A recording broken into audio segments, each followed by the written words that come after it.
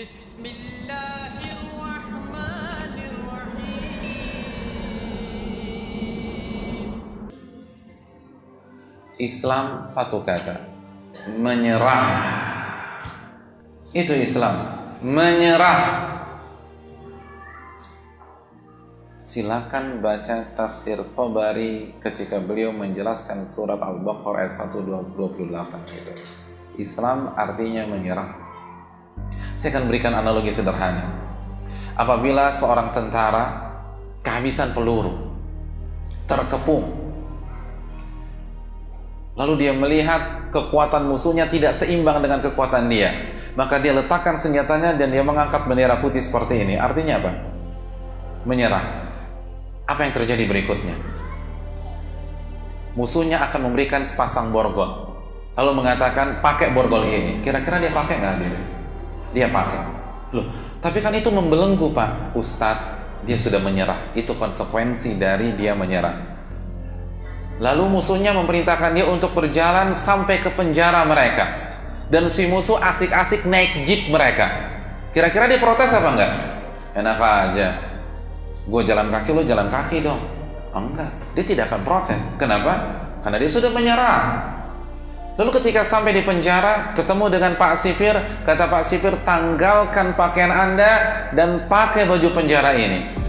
Karena kan biasanya orang yang masuk penjara disuruh buka baju dan diberikan kostum penjara. Iya apa enggak?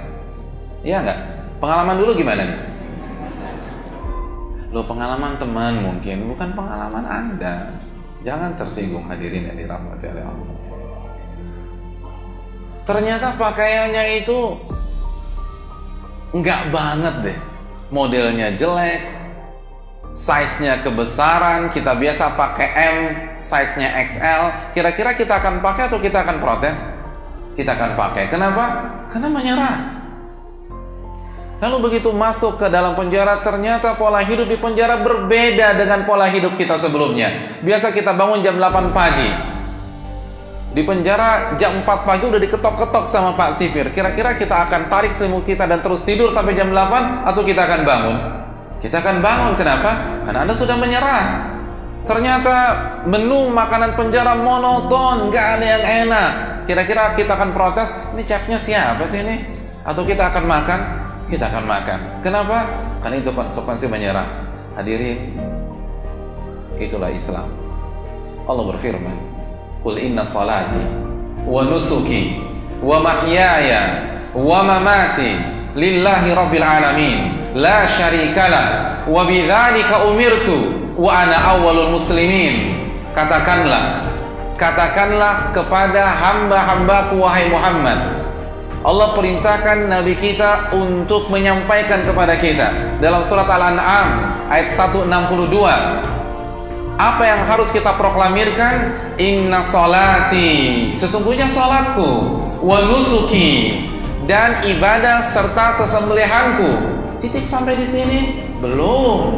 Allah melanjutkan, wa mahyaya wa mamati, hidupku dan matiku lillah, aku serahkan kepada Allah. Serahkan kepada Allah, itu Islam.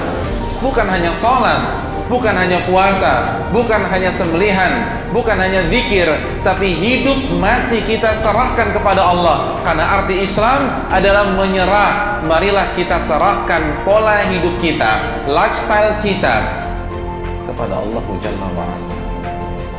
Wa bidzalika umirtu. Allah mengatakan lillahi rabbil alamin la syarikalah, tidak ada sekutu bagi Allah. Artinya kita tidak boleh menyerahkan hidup dan mati kita kepada orang lain, kepada perusahaan kita, kepada tokoh kita, kepada pihak lain, kepada badan lain, kepada komunitas-komunitas lain, kepada budaya kita. Hanya kepada Allah, la syarikalah.